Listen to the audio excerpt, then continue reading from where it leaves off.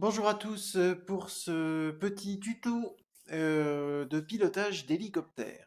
Alors je précise que je ne suis pas un professionnel et que je suis sur X-Plane et que ce que je connais, je l'explique sur X-Plane et c'est tout. Ça n'a aucune valeur pour le vol réel, à part certaines premières informations qui, même si je ne rentre pas dans le détail, sont tout de même relativement valables. Alors, je fais ce tuto parce que sur le groupe Explain sur Facebook, il y en a un de vous qui a demandé à faire un petit tuto là-dessus. Donc, je me fais un plaisir de le faire. J'aime beaucoup piloter les hélicos. Et la première chose que j'aimerais expliquer, en fait, c'est, je gère pas encore tout à fait mes caméras comme je voudrais, c'est comment fonctionne le rotor principal de l'hélicoptère. Alors ceux qui connaissent, ils prennent YouTube et ils avancent. Quand on touche aux commandes, il est hors de question de faire bouger l'axe de rotation qui est ici, qui est vertical par rapport à l'appareil et qui restera vertical. En fait, à chaque fois que vous allez toucher à vos commandes, vous allez faire tourner les pales sur un axe de rotation horizontal qui est ici.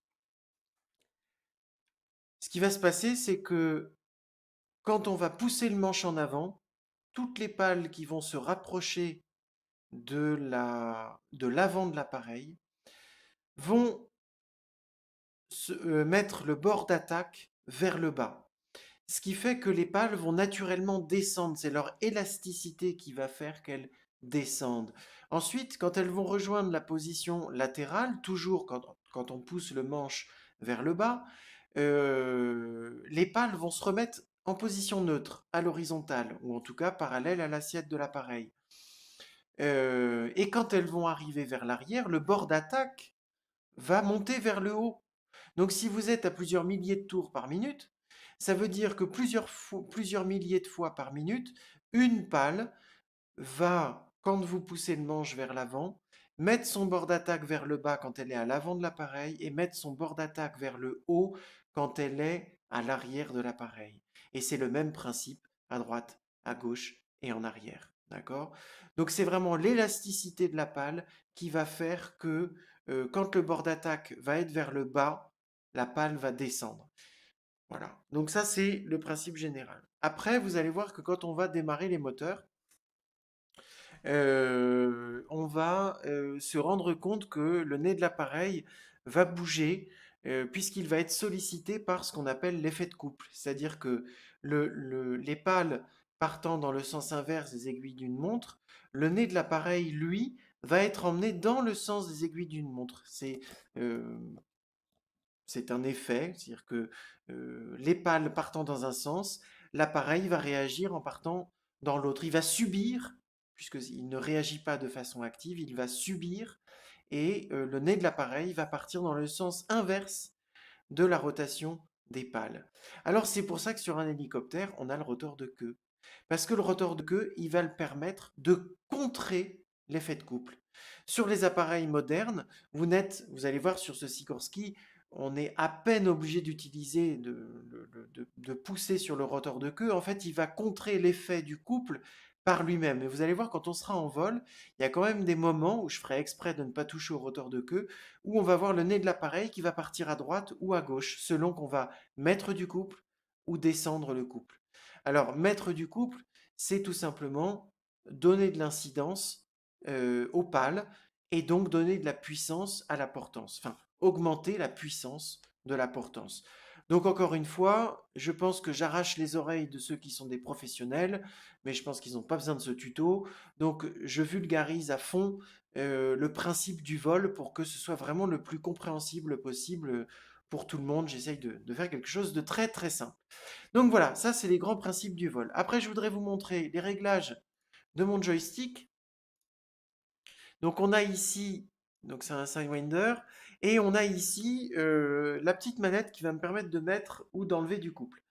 Alors quand sur un avion, on va partir de zéro vers nous et on va donner de la puissance au moteur et on va donc pousser la manette, et bien sur l'hélico de base, c'est l'inverse. Il faut être tout en haut et au moment où on démarre les moteurs. Et quand on va vouloir donner du couple, on va tirer sur cette manette et je vais vous montrer ce que ça donne. Alors, on pourrait faire un reverse axis, mais en fait, je trouve ça pas très intéressant parce que vous allez voir quand on est dans le cockpit, la manette du couple, la manette de couple, elle est ici. Et en fait, physiquement, le pilote d'hélicoptère, quand il va vouloir donner du couple et donc donner de la puissance, non pas au moteur, mais je passe les détails, mais donner de la puissance à la portance, il va tirer sur la manette.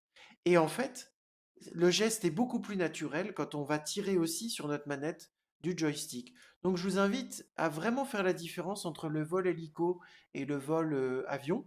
Et donc de garder ne pas cocher sur reverse axis parce que on est dans un réalisme un peu plus proche.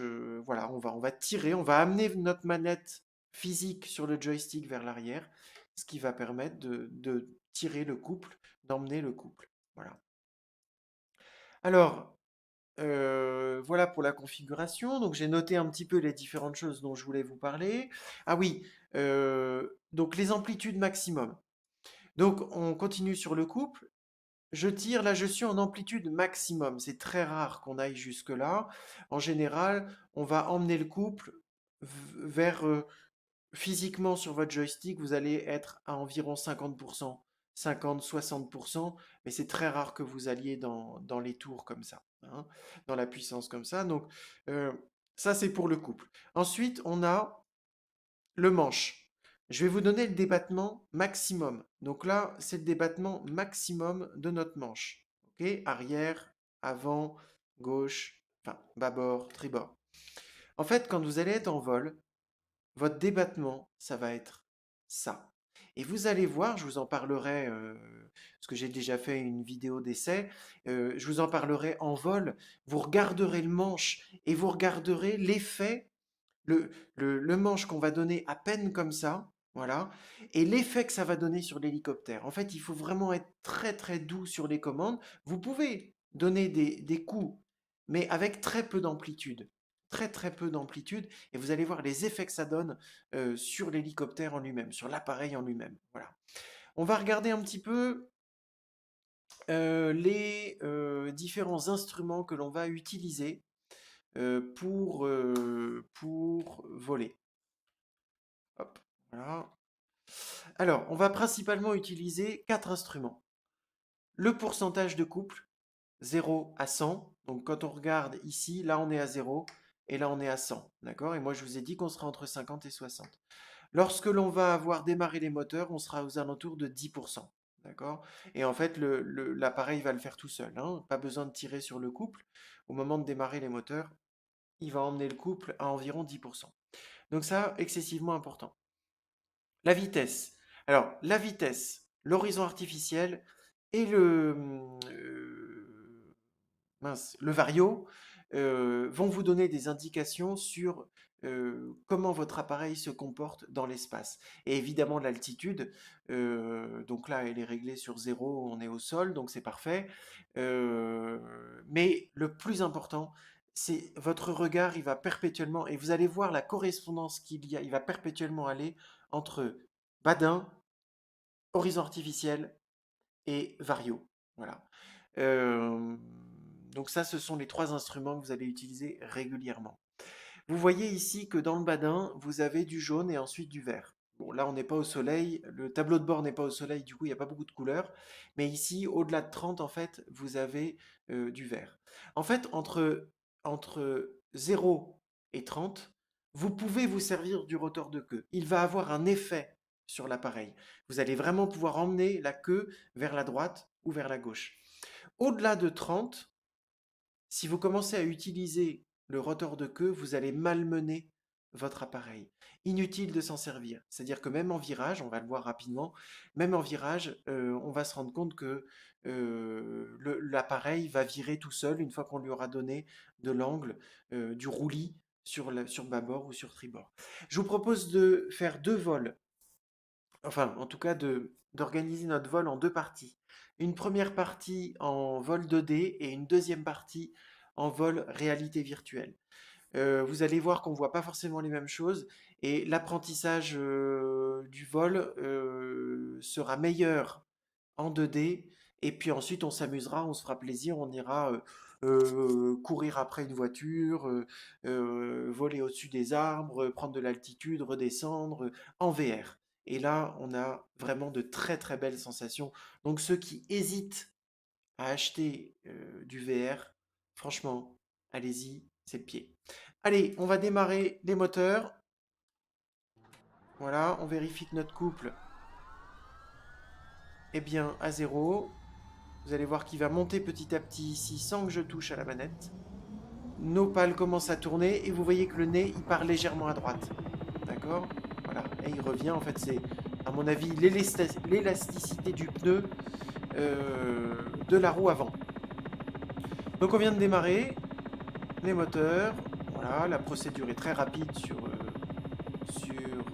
X-Plane. Hein. Voilà, tout est automatisé. Et puis, on va parler de l'effet de sol. Vous allez voir que je vais m'extraire du sol et qu'on va avoir énormément de mal à stabiliser l'appareil. En fait, c'est simplement que le vent qui est envoyé par le rotor vers le sol va rebondir et remonter vers le rotor.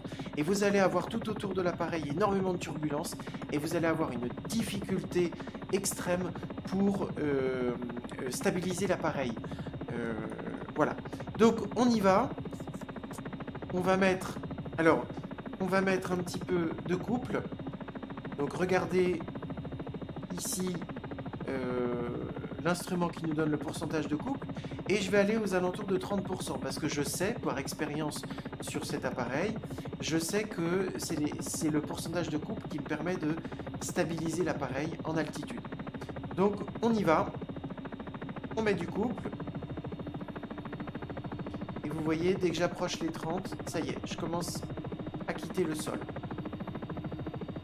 Donc pour stabiliser l'appareil au sol, extrêmement difficile. Je ne suis pas du tout encore opérationnel là-dessus. Donc je vais monter à une dizaine de mètres, je vais rajouter un peu de couple. Hop, vous voyez, je monte à 50. Regardez bien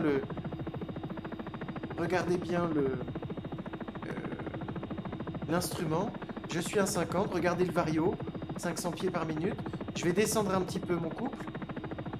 Je vais regarder mon horizon artificiel. D'accord? Et puis, je vais vous montrer un petit peu les mouvements avec le manche. Regardez les tout petits mouvements du manche et la puissance des mouvements de l'appareil. Voilà, on ne le voit pas beaucoup. Je vais essayer de me tourner. Donc là, en dessous de 30 nœuds, regardez ma vitesse. En dessous de 30 nœuds, je peux utiliser mon rotor de queue. J'ai diminué mon couple parce que je prends trop d'altitude, je voulais pas en prendre autant, mais en même temps je parle, donc c'est compliqué. Là, je suis en dessous de 30 nœuds, donc je peux utiliser mon rotor de queue et je peux faire évoluer mon appareil sur son axe vertical. Alors, je suis à peine sur mes commandes et je quitte le couple. Voilà. Et puis pareil, je vais me retrouver ici avec un appareil qui a très peu de vitesse et donc le nez de l'appareil va se balader de droite à gauche. Si je me stabilise en vitesse, donc je mets un peu d'angle, un peu d'incidence pour mon assiette. Et vous voyez que l'appareil a tendance cette fois-ci à aller vers la droite, à emmener le nez vers la droite. Et en fait, plus je vais avoir de vitesse, donc là on va prendre un peu de vitesse. Alors, plus je vais avoir de vitesse, plus l'empennage va mordre dans l'air, et moins mon appareil le nez de l'appareil va aller de droite à gauche. D'accord? Alors, prendre de la vitesse, c'est tout simplement pousser le manche. Voilà. Sauf qu'en poussant le manche, regardez mon vario, je perds de l'altitude. Donc je vais donner un peu de couple, regardez l'instrument du couple, à peine un petit peu plus, jusqu'à stabiliser. Donc là, je vais me mettre à 5 degrés d'assiette négative. Et jusqu'à ce que mon variomètre se stabilise, en gardant mon assiette. Essayez de vous entraîner à ça. Voilà, mon vario est toujours en train de descendre, donc je vais redonner un peu de couple. Voilà. Et là, je me suis stabilisé en altitude.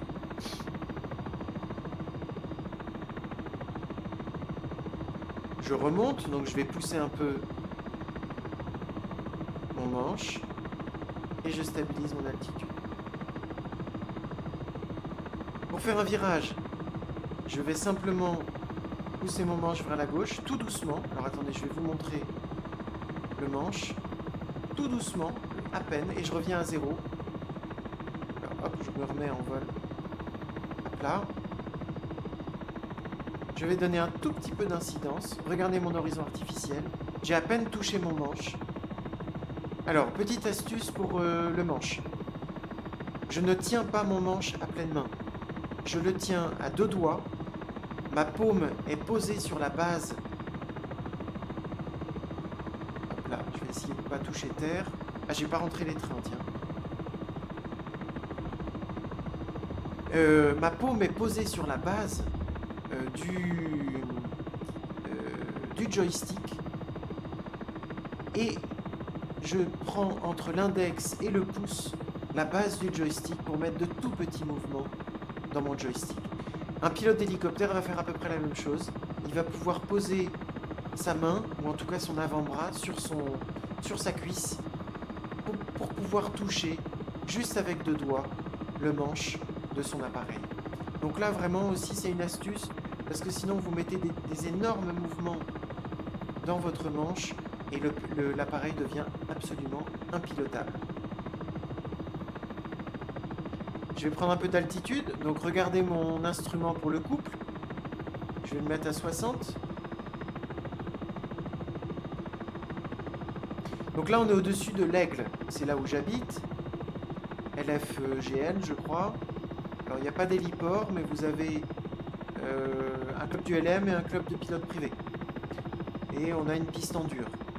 Et je souhaiterais passer mon brevet du LM dans l'année à venir. C'est un peu un objectif. Donc vous avez devant vous le terrain. Alors, là, ça bouge pas mal. Je suis en météo réel. Et effectivement, dehors, il y a pas mal de nuages, donc je pense que ça doit bouger un peu en l'air. Pour faire une descente, pour s'arrêter, tiens d'ailleurs. Pour s'arrêter, j'aurais tendance à tirer sur le manche, sauf que regardez mon altitude. Je vais complètement grimper. Donc ce que je vais faire, c'est que je vais couper le couple, ou presque, doucement, et en même temps, je vais tirer sur mon manche.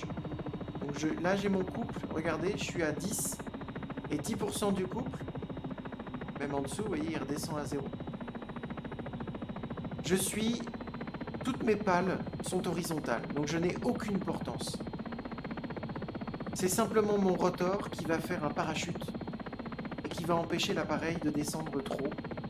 Et en donnant de l'assiette positive à mon appareil, je vais simplement stopper sa vitesse.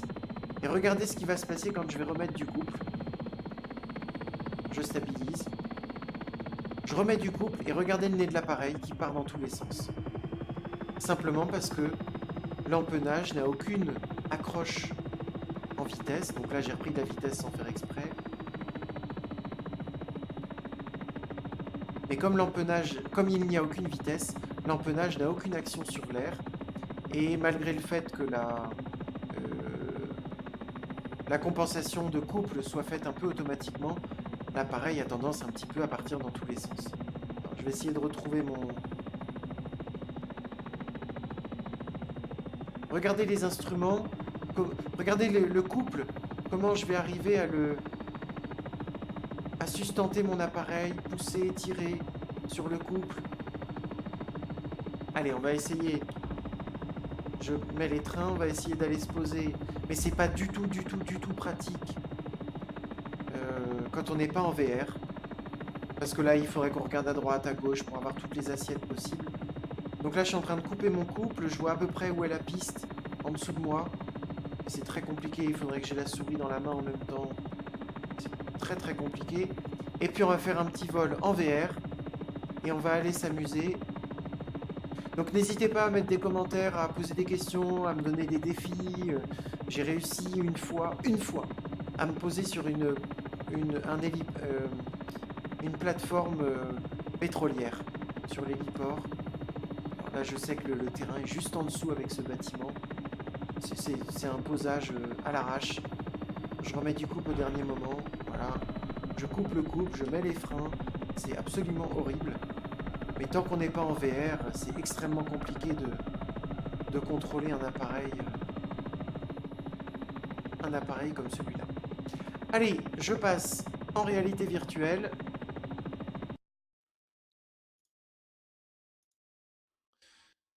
Pour information, je suis sur Oculus Rift et c'est tout à fait agréable. La définition est bonne, la réaction à la tête est bonne. On a vraiment d'assez belles performances.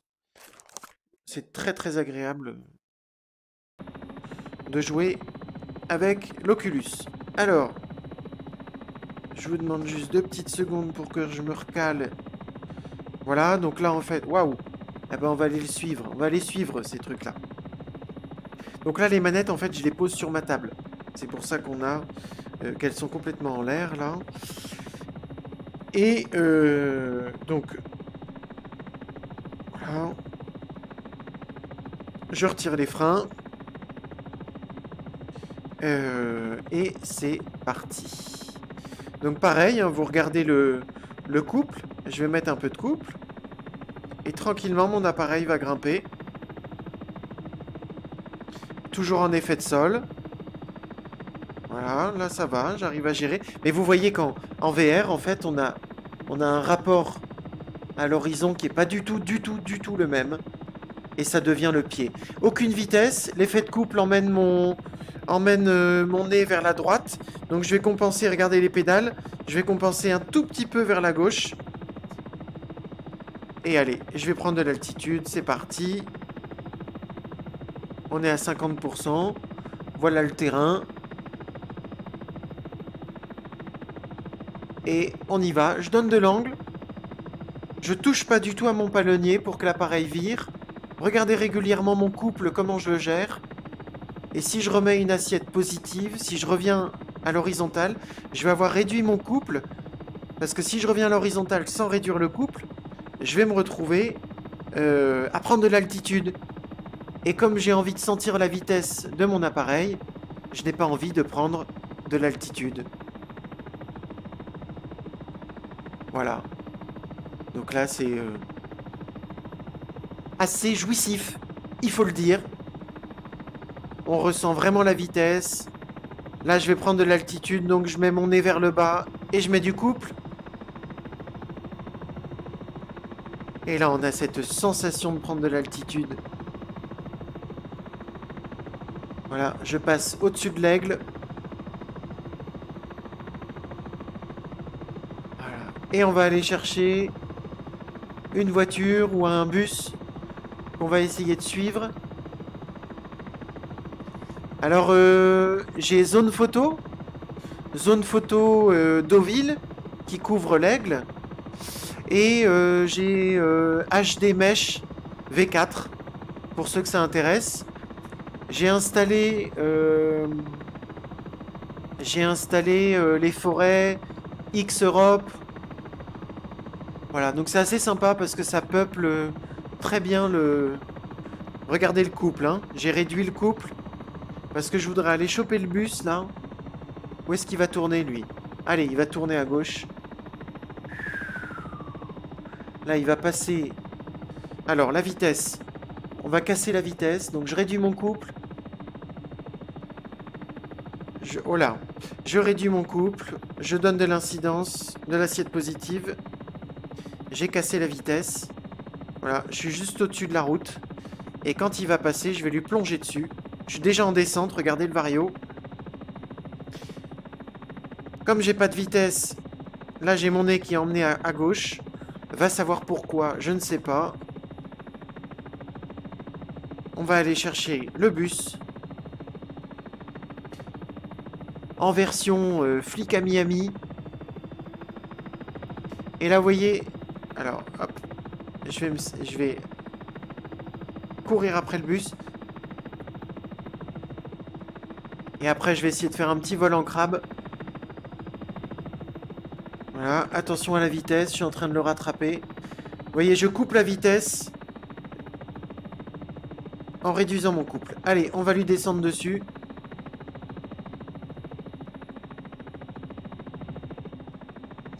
On va se mettre ici comme ça. Et on va essayer de lui courir après en crabe. Et ça, quand on commence à arriver. Vous voyez, là j'ai de la vitesse. Et du coup, j'ai le rotor de queue à fond.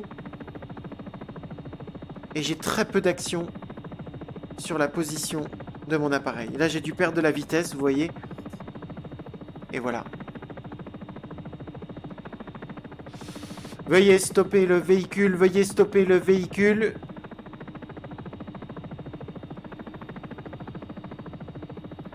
Allez, je me concentre sur mon vol.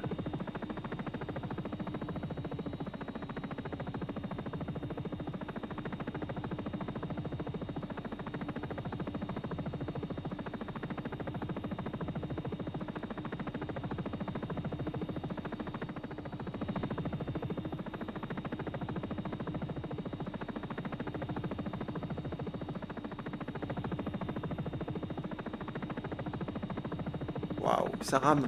Il y a beaucoup d'objets. La VR demande beaucoup de ressources. Et il veut pas s'arrêter. Il veut pas s'arrêter, le mec, hein.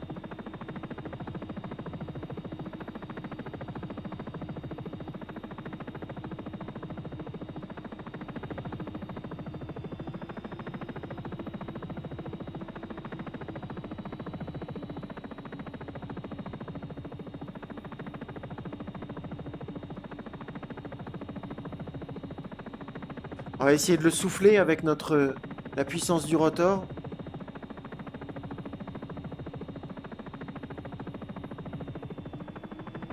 Là, ça marche pas non plus, hein. Allez, on va aller se reposer, faire un petit atterrissage en réalité virtuelle. Donc là, c'est facile, il n'y a qu'à suivre la route retour. Et regardez bien les instruments, regardez le geste. Les gestes... Ah tiens, j'ai pas rentré mes trains, moi. Les gestes sur le joystick qui sont ridiculement petits. Ouh, mon ombre. Et regardez-le, regardez. Je vais donner un tout petit coup. Hop. Je sais pas si vous le voyez bien. Hop. Hop. Ce sont des tout petits mouvements que je donne.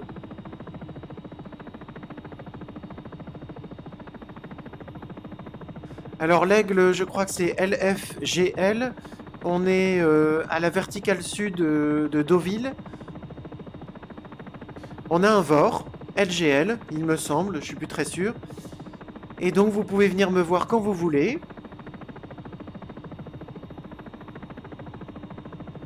Alors le terrain, il va se trouver un peu plus haut.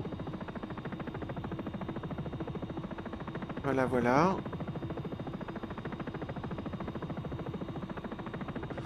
Donc je répète, hein, zone photo Deauville en 16. J'ai les forêts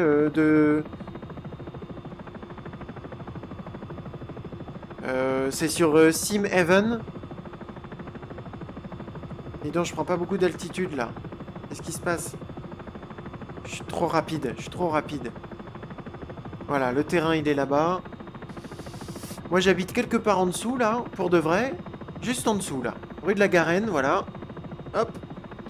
Et donc là on va aller essayer de se poser.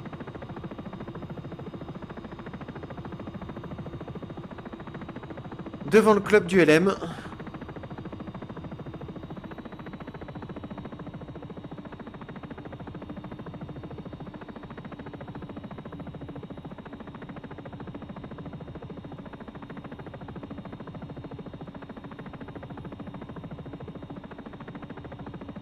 Regardez les gestes, hein.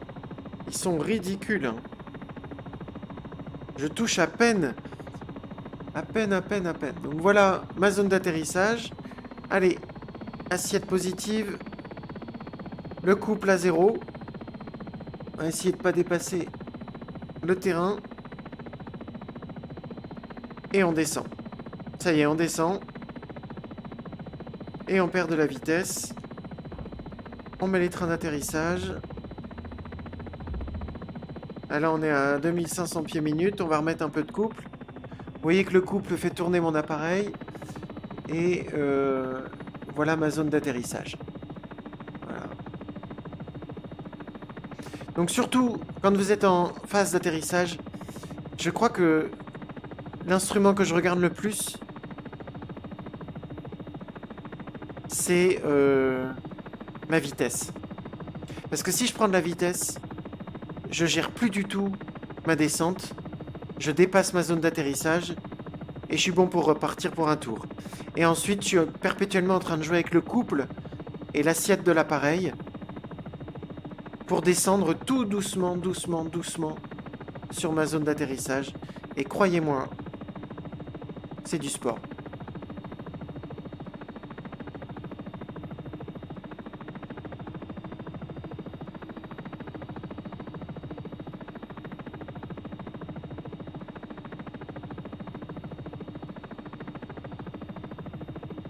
Oh là là, je vais y arriver.